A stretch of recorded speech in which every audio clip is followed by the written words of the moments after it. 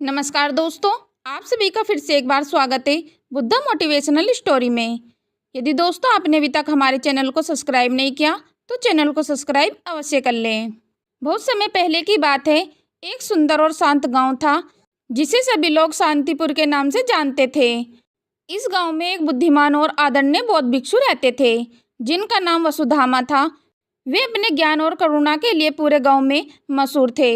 वसुधामा हमेशा लोगों को जीवन की सच्चाई और शब्दों की शक्ति के बारे में सिखाते रहते थे। एक दिन गांव के एक युवक का नाम धवल था जो अपनी कड़वी और कठोर बातों के लिए जाना जाता था।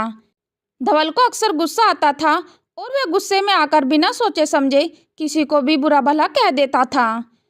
उसकी बातों से कई लोग आहत हो चुके थे, लेकिन उसे इस बात का कोई एहसास नहीं था।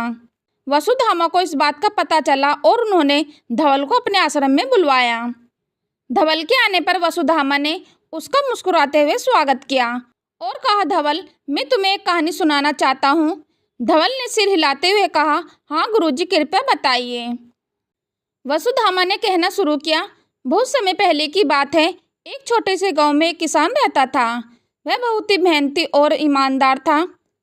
एक दिन उसके साथ एक छोटी सी घटना घटी जिससे उसका पूरा जीवन बदल गया। धवल की आंखें उत्सुकता से चमक उठी और उसने ध्यान से सुनना शुरू किया। वसुधामा ने आगे कहा, एक दिन किसान अपने खेत में काम कर रहा था। तभी एक राहगीर वहां से गुजरा। वह थका हुआ था। उसने किसान के खेत में लगे आम के पेड़ से आम तोड़कर खाए और वही पेड़ की छांव में आराम करने लगा। किसान राहगीर को अपने खेत में देखकर अपशब्द कहने लगा। जाते जाते राहगीर ने किसान से कहा, तुम्हारे शब्दों का असर तुम्हारे ऊपर ही होगा। किसान को यह बात बहुत बुरी लगी, लेकिन उसने इसे गंभीरता से नहीं लिया। समय बीतता गया और किसान की फसलें धीरे धीरे खराब होने लगी। किसान बहुत ही परेशान हो गया और उसने सोचा कि यह सब उस राहगीर के श्राप की वजह से हो रहा है।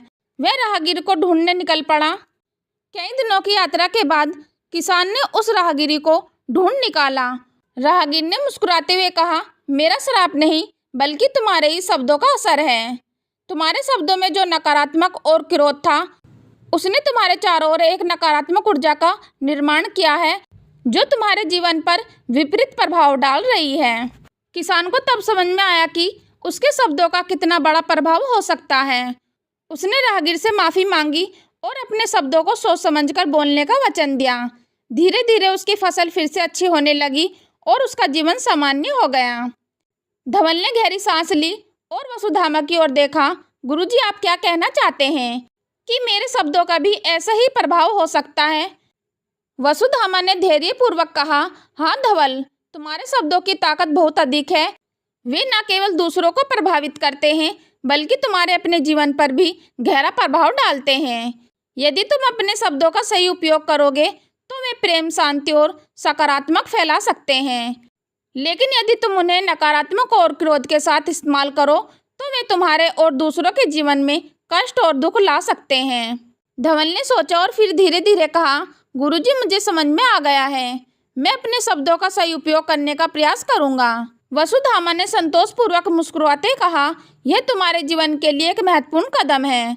धवल, याद रखो, शब्दों की ताकत अद्भुत होती है। वे लोगों के दिलों को जीत सकते हैं या तोड़ सकते हैं। उन्हें सोच समझकर और करुणा के साथ इस्तेमाल करना सीखो। धवल ने वसुधामा के पांव छूकर आशीर्वाद लिया और संकल्प किया कि वह अपने शब्दों का सदैव ध्यान रखेगा।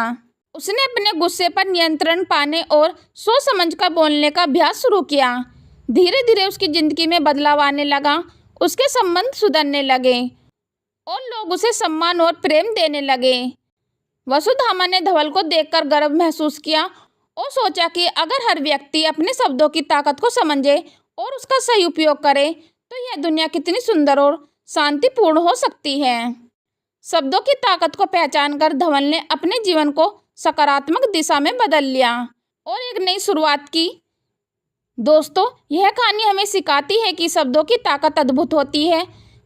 वे केवल ध्वनि नहीं होते बल्कि उनके पीछे भावनाएं, विचार और ऊर्जा होती है। सही शब्द सही समय पर बोले जाए तो वे जादू कर सकते हैं। वहीं गलत शब्द न केवल दूसरों को बल्कि खुद को भी नुकसान पहुंचा सकते हैं। इसलिए हमें हमेशा अपने शब्दों का सोच समझकर और करुणा के साथ इस्तेमाल करना चाहिए। दोस्तों, इस तरह वसुधामा और धवल की कहानी ने शांतिपुर के लोगों को शब्दों की ताकत की महत्वपूर्ण शिक्षा दी। सभी ने मिलकर यह संकल्प लिया कि वे अपने शब्दों का सही उपयोग करेंगे और अपने गांव को एक बेहतर और शांतिपूर्ण स्थान बनाएंगे। और इस प्रकार शब्दों की ताकत को पहचानकर पूरे गांव में सुख, शांति और प्रेम की लहर दौड़ पड़ी। दोस्तों, आशा करती हूँ कि आप सभी को मेरी स्टोरी पसंद आई होगी, तो नीचे दिए गए कमेंट बॉक्स में कमेंट करके अवश्य बताएं। यदि दोस्तों आपने अभी तक हमारे चैनल को सब्सक्राइब नहीं किया तो चैनल को सब्सक्राइब और वीडियो को लाइक कमेंट करना ना भूलें। चलो तो दोस्तों, मिलते हैं फिर नेक्स्ट वीडियो में नए ज्ञान के साथ। हम लेते हैं आपसे विदा। धन्यवाद।